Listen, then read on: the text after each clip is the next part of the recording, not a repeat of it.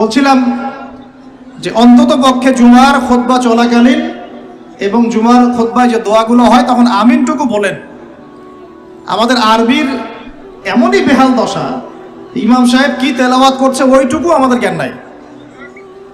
ইমাম সাহেব তেলাওয়াত করছে ইয়া আইয়ুহাল্লাযীনা আমানু ইত্তাকুল্লাহ, হে মুমিনগণ তোমরা আল্লাহকে ভয় করো, ওয়া যারু মা বাকিয়া মিনার রিবা, তোমরা সুদের অবশিষ্ট অংশ মানে সুদ ছেড়ে দাও।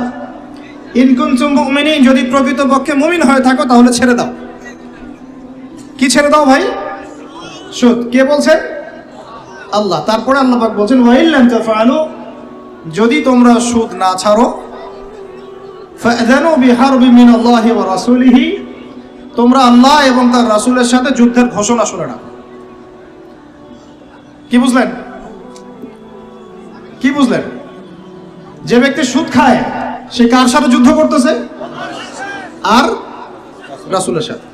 যে ব্যক্তি সুদ খায় সে আল্লাহর সাথে যুদ্ধ করে, রাসূলের সাথে যুদ্ধ করে। মুসল্লি যারা দাঁড়িয়ে আছে, ইমাম সাহেব তেলাওয়াত করছে এই আয়াতটা, মুসল্লি হাই উঠাচ্ছে, হাই তুলতেছে। এই হলো আমাদের আরবির অবস্থা। কোরআনের যে ক আমরা জানি না, এটা তার অবস্থা।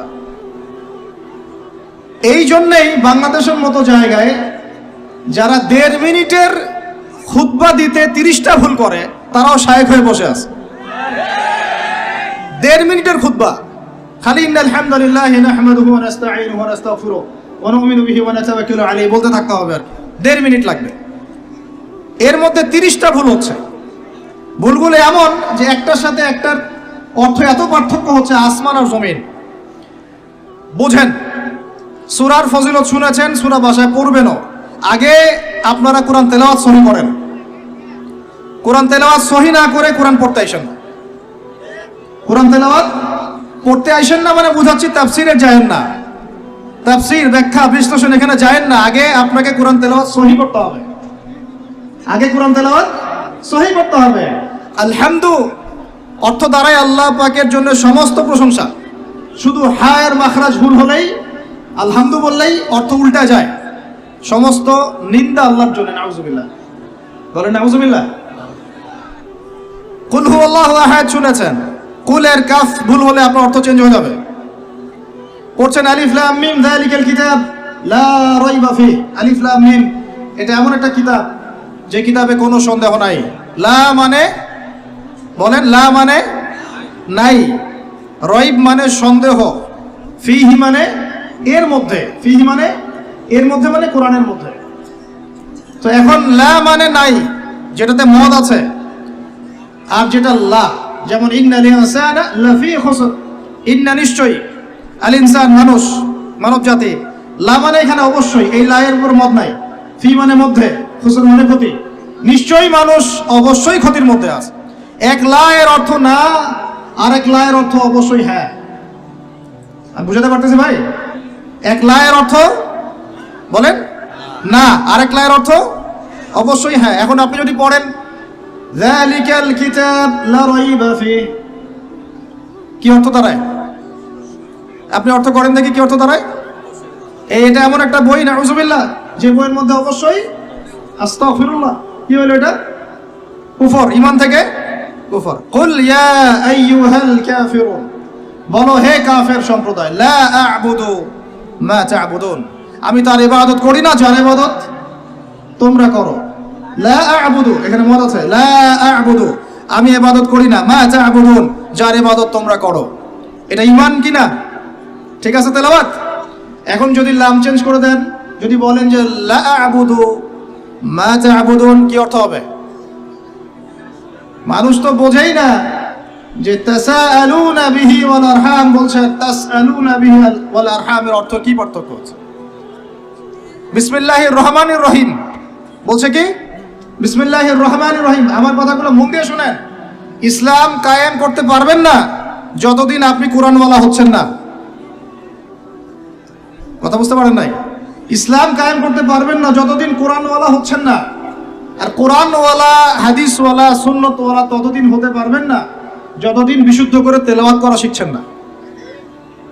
আমাকে একজন সাহাবী দেখাবেন, একজন সাহাবী যিনি কোরআন তেলাওয়াত করতে পারতেন না। আছে? আছে? এমন একজন তাবেঈ দেখান যিনি কোরআন তেলাওয়াত করতে পারতেন না। এমন একজন তাবেঈ দেখান যিনি কোরআন তেলাওয়াত করতে পারতেন না। আমি আপনাকে বাংলাদেশের কয়েক কোটি মানুষ দেখাতে পারবো ইনশাআল্লাহ, যদি আমাকে অথরিটি দেওয়া হয়, যারা কোরআনের আলিফও জানে না বাও জানে। এখন আপনি এই জেনারেশনটাকে দিয়ে কি দিন কায়েম করতে চাচ্ছেন বাংলাদেশে? পারবেন মনে হচ্ছে? পারবেন যদি এদেরকে প্রশিক্ষিত করতে পারেন। প্রশিক্ষণটা হবে কিসের প্রশিক্ষণ? আগে ইলমের, তাজকিয়ার, ইমানের, তারপরে দাওয়াতের, তারপর জিহাদের। কথা বোঝা যায়? আগে ইলমের, আমলের, তাজকিয়ার, দাওয়াতের, জামাআর, ইমারার, তারপরে জিহাদের, এরপরে ইকামতের দিন। আমি আস্তে আস্তে পয়েন্টে আসবো। আমার কথাগুলো মনে হয় আপনারা বুঝতে পারছেন না। বুঝতে পারছেন কি? আমি বুঝাতে চাচ্ছিলাম তেলাওয়াতে এইভাবে ভুল হয়। আর মানুষ এখন এইসব এই প্রাইমারি লেভেলের যোগ্যতা অর্জন না করেই মানুষ দিনের পথে নিজেকে দায়ী হিসেবে পরিচয় দেওয়া শুরু করছে। এটা খুবই দুঃখজনক। এটা খুবই দুঃখজনক, অবমাননাকর এবং উম্মার জন্য ভয়ঙ্কর ক্ষতিকর। আর আমরা সাধারণ মানুষ অনেক সময় না বুঝে এ ধরনের মানুষকে অনেক উঁচু মর্যাদা দেওয়ার চেষ্টা করছি, না বুঝে। এটা ঠিক হচ্ছে না, কারণ উপকার করতে গিয়ে ক্ষতি হয়ে যেতে পারে বেশি। জুমার দিনে দোয়াগুলো শিখেন, আরবিটুকু শিখেন, কোরআনের তাজবিদ সহকারে তেলাওয়াতটুকু শিখেন। কারা কারা তাজবিদ সহ তেলাওয়াত করতে পারেন হাত তোলেন দেখি ভাই। আচ্ছা, এখন হাত নামান। আমাকে এখন বলেন আপনারা কারা কারা, যদি আগামীকাল সকালে কোরআনের জন্য জীবন দেওয়ার প্রশ্ন ওঠে, কারা কারা দিবেন?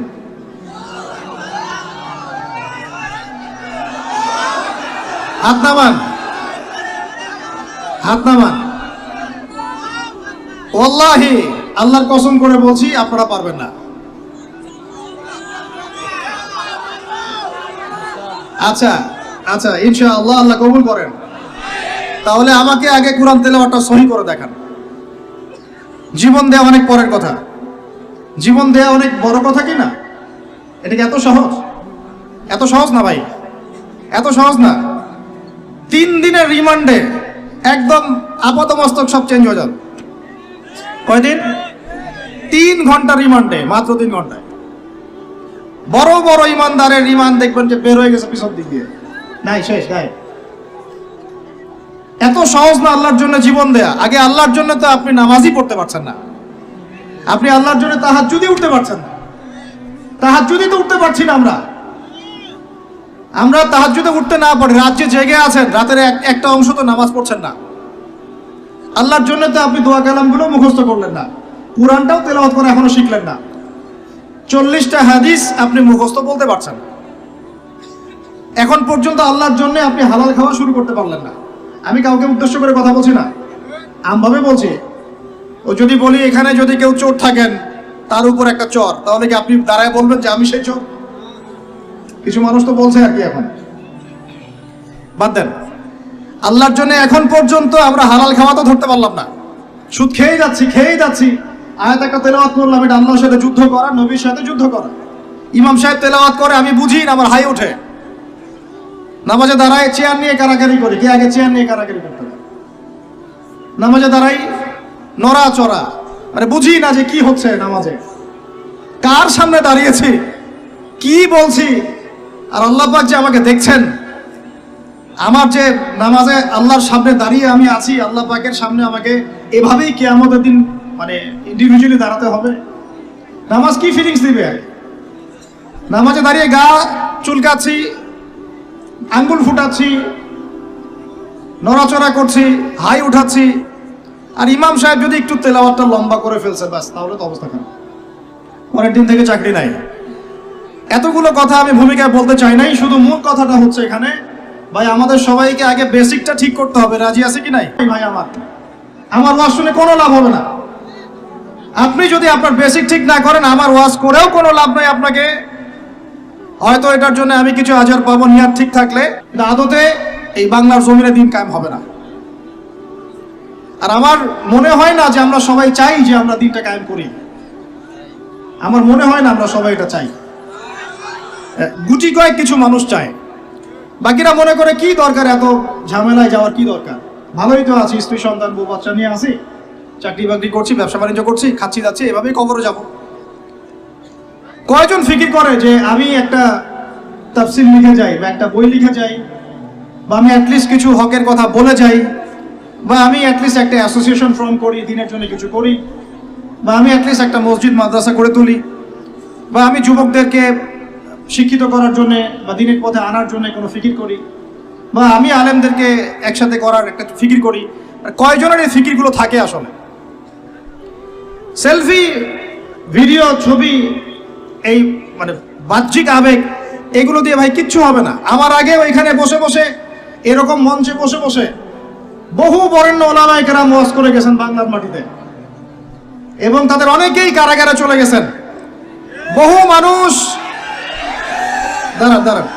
বহু মানুষ তাদের ওয়াজ শুনে ঠিক ঠিক বলতো, গরম গরম বক্তব্য দিতেন, এবং মানুষও ঠিক ঠিক বলতেন, জনগণও তাকে আর উস্কে দিত যেন সে আরো গরম বক্তব্য দেয়। হ্যাঁ, বিশ্বাস করেন, বিগত তারা যখন নাই, বিগত এক বছর, 2 বছর, 3 বছর, 4 বছর, 5 বছর চলে যায়, ওই ঠিক বলো জনগণ একবারও তাকে খোঁজ দিতেও যায়নি, কখন একদিনও দেখতে যায়নি তাকে, একদিনও তার পরিবারের খবর নেয় নাই, একদিনও জানে নাই তার স্ত্রী কিভাবে রাত কাটাইছে, একদিনও তার সন্তানের খোঁজ নেয় নাই, তাকে এই বিপদ থেকে মুক্ত করার জন্য টাকা পয়সাও খরচ করে নাই, মামলা মোকদ্দমায় দৌড়াদৌড়ি করে নাই। আমরা ফ্যান্টাসিতে দিন কায়েম করতে পারবো না। আমার কথা একটু তিক্ত, কিন্তু কথাগুলো বাস্তব। আজ না হোক কাল বুঝবেন ইনশাআল্লাহ, আজ না হোক কাল বুঝবেন ইনশাআল্লাহ। এখন 2023 সাল চলছে, 1444 হিজরি চলছে। 1444 মানে নবী সাল্লাল্লাহু আলাইহি ওয়াসাল্লাম 1444 বছর আগে দিন কায়েম করে চলে গেছেন পৃথিবী থেকে। 1444 বছর পর এসে আমরা এগুলো নিয়ে কথাবার্তা বলছি। আমরা জানি না আমাদের সামনে জাতিগতভাবে, বৈশ্বিকভাবে আর এমনিতেই ইউনিভার্সাল কতটুকু সময় বাকি আছে, আমরা এটা জানিও না। হাদিসে অনেক আগেই বলা হয়েছে যে এই 2 আঙ্গুলের ডিস্টেন্স যতটুকু, তোমরা আমার 2 আঙ্গুল দেখো, এই 2 আঙ্গুলের ডিস্টেন্স যতটুকু, আমার আগমন আর কিয়ামতের দূরত্ব এতটুকু। নবীজি অনেক আগে বলেছেন যে আসর থেকে মাগরিব সময়টার উদাহরণ, মিসাল হচ্ছে আসর থেকে মাগরিব। এইভাবে দিন কায়েম হয় না। আমরা যদি দিন সত্যিকার অর্থে কায়েম করতে চাই, আগে বেসিক ঠিক করতে হবে। আজকে রাতে দোয়া কবুল হবে ইনশাআল্লাহ। এখন যেহেতু আমরা একটা জামায়ার মধ্যে আছি, আল্লাহর ফেরেশতারা এটা ঘিরে রেখেছেন ইনশাআল্লাহ। আল্লাহ পাক অবশ্যই আমাদের কথা শুনছেন, দোয়া শুনছেন। সবাই আগে দোয়া করি, নিয়াত করি যে এই নামাজের কথাটা আপনার কানে চলে গেল, আজকের পর থেকে কোনোদিনও যেন নামাজ না ছুটে যায়। জোরে বলেন মুজাহিদদের মতো। আল্লাহ আমাদের দোয়া আপনি কবুল করুন। আমাদের কারো যেন কখনো এক ওয়াক্ত নামাজও আল্লাহ মিস না যায়, এবং নামাজে আমরা যা পড়বো তা যেন বুঝতে চেষ্টা করি। আল্লাহ পাক আমাদের সবাইকে কোরআন বিশুদ্ধ করে তেলাওয়াত করার তৌফিক দান করেন, এবং কোরআনের ভাষা আরবি শেখার তৌফিক দান করেন।